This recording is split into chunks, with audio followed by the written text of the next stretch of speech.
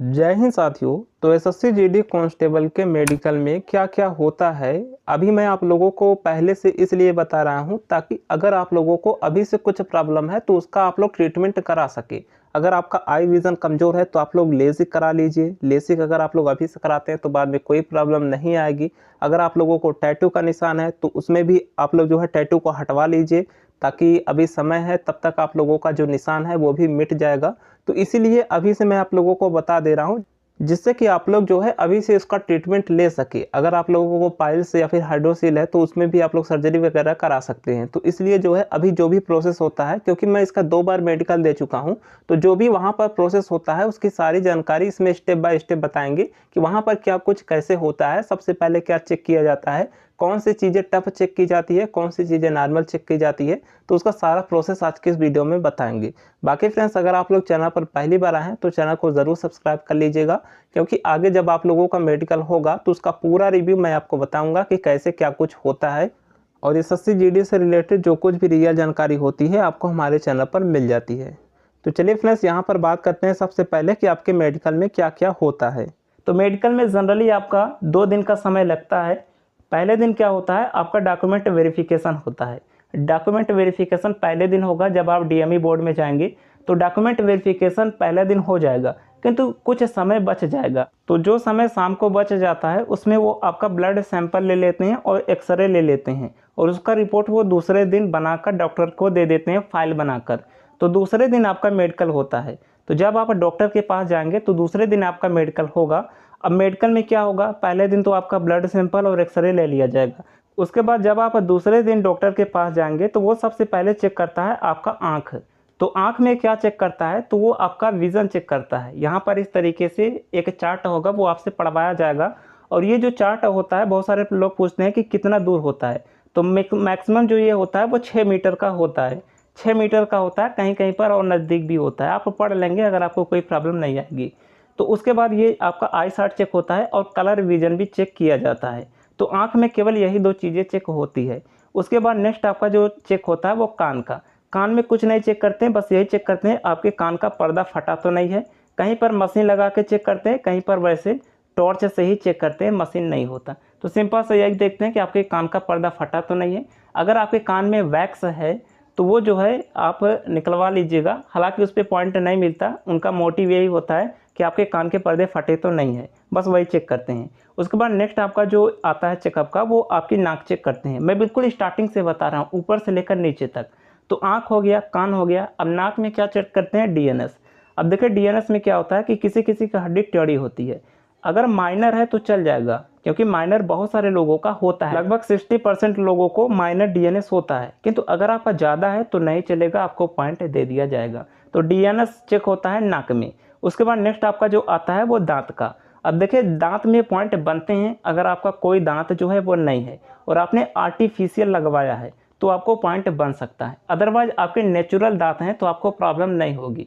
अगर आपने आर्टिफिशियल लगवाया है, ऊपर से वो दिख रहा है, तो वो प्रॉब्लम कर सकता है। तो दांत में केवल यही चेक होता है। दांत में लगभग किसी को या फिर ना के बराबर पॉइंट मिलता है। उसके बाद नेक्स्ट आपका जो चेकअप होता है हाथ का। अब देखिए हाथ में 3 चीज़ें चेक होती है। पहला तो सबसे ज़्यादा यहाँ पर जो फोकस होता है वो कैरी एंगल का। कैरी एंगल चेक होता है, आपका हाथ जो है वो ज़्यादा कर्व नहीं होना चाहिए। ज़्यादा कर्व है तो वो आपको पॉइंट दे देते हैं। हालांकि अगर आपको इसमें पॉइंट मिल जाए तो आप इसमें घबराना नहीं है, क्योंकि बहुत सारे डॉक्टर क्या होते हैं वो नहीं समझ पाते। अगर आपके हाथ पतले हैं तो वो सोचते हैं कि कैरी एंगल है, तो वो आपको रीमेडिकल में भेजते हैं। वहाँ पर आपका एक्सरे होता है तो उसमें सब कुछ क्लियर हो जाता है कि नहीं कैरी एंगल है या फिर नहीं। तो किसी किसी को क्या होता है कि वो पॉइंट दे देते हैं, तो उससे जो है वो रीमेडिकल में पास हो जाता है, अगर कैरी एंगल नहीं है। अगर है तो आपको जो है बाहर कर दिया जाएगा। उसके बाद हाथ में एक चीज़ और चेक होती है, यहाँ पर पसीना, कि आपके हाथ में ज़्यादा पसीने तो नहीं आ रहे हैं। अगर ज़्यादा पसीना आएगा तो हो सकता है कि पॉइंट बना दे। और यहाँ पर सबसे ज़्यादा इंपॉर्टेंट आपके हाथ की उंगलियाँ। आपके हाथ की उंगलियाँ प्रॉपर होनी चाहिए, काम करनी चाहिए, और ये जो है टेढ़ी नहीं होनी चाहिए। किसी किसी का टेढ़ा होता है तो ये टेढ़ी नहीं होनी चाहिए। हाथ की उंगलियाँ आपकी बिल्कुल प्रॉपर होनी चाहिए। उसके बाद नेक्स्ट आपका जो चेक होता है पैर का। पैर में भी 3 चीज़ें चेक होती है। पहला जो चेक होता है वो यहाँ पर नोकनी का। अब नोकनी में बहुत सारे लोगों का पैर सटा होता है, बहुत सारे लोगों का ज़्यादा बाहर होता है। तो इस तरीके से नहीं होना चाहिए, बिल्कुल नॉर्मल होना चाहिए। बीच में अगर थोड़ा सा भी गैप है, बिल्कुल थोड़ा गैप, एक पेंच के बराबर, पन्ने के बराबर गैप है तो भी चल जाता है। बिल्कुल माइनर यहाँ पर स्ट्रेट आपका होना चाहिए। और पैर में एक चीज़ और चेक होती है वेरिकोज वेंस का। अब देखिए वेरिकोज वेंस इस तरीके से होती है, पैर में आपको पीछे यहाँ पर इस तरीके से गांठ की तरीके से दिखेगी।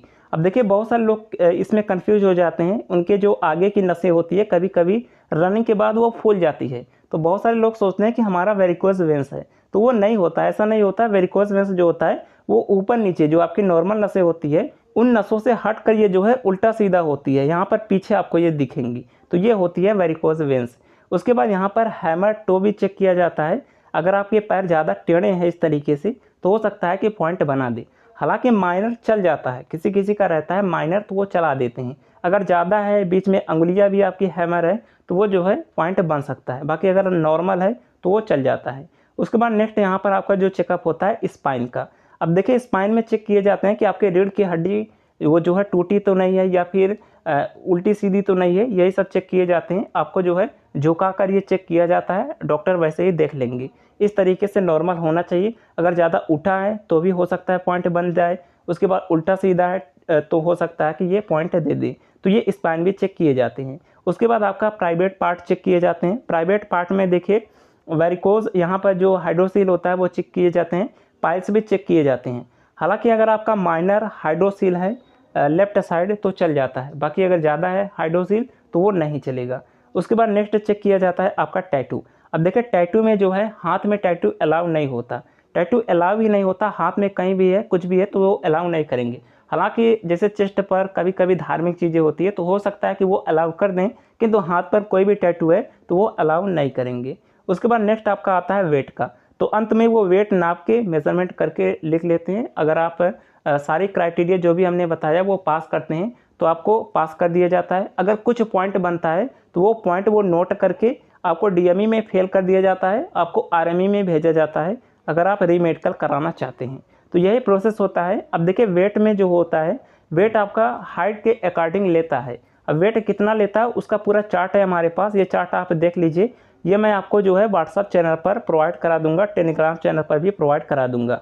अब जैसे यहाँ पर देखिए अगर आपकी हाइट 170 सेंटीमीटर है तो यहाँ पर अगर आप 18 से 22 आपकी एज है तो आपका जो नॉर्मल वेट होना चाहिए वो 62 से 64 के बीच होना चाहिए। 64 से ज़्यादा नहीं होना चाहिए, 52 से कम नहीं होना चाहिए। हालांकि प्लस माइनस 2 से 3 केजी अगर कम ज़्यादा है तो वो मैनेज कर लेते हैं, उतना कोई बड़ी बात नहीं होती। तो यही जो आपका होता है वेट का कैटेगरी होता है, आपके हाइट के अकॉर्डिंग ये वेट लेते हैं। पर देखिए ये फीमेल कैंडिडेट के वेट का चार्ट है, फीमेल कैंडिडेट भी देख सकते हैं। अगर आपकी हाइट है 160 है तो 41 केजी मिनिमम वेट चाहिए। अब देखिए प्लस माइनस कभी कभी 5 भी चल जाता है वेट में, तो इतना वो मैनेज कर लेते हैं। चलिए यही कुछ पॉइंट हैं जो आपको ध्यान रखने हैं। बाकी अगर आपका कुछ प्रॉब्लम है तो आप हमें कमेंट बॉक्स में बताइएगा, क्योंकि सभी की अलग अलग प्रॉब्लम हो सकती है। तो जो भी आपका प्रॉब्लम होगा कुछ सोल्यूशन मैं आपको देने की कोशिश करूँगा। चलिए बाकी कोई डाउट है कमेंट कर दीजिएगा। मिलते हैं नेक्स्ट वीडियो में, तब तक लिए जय हिंद।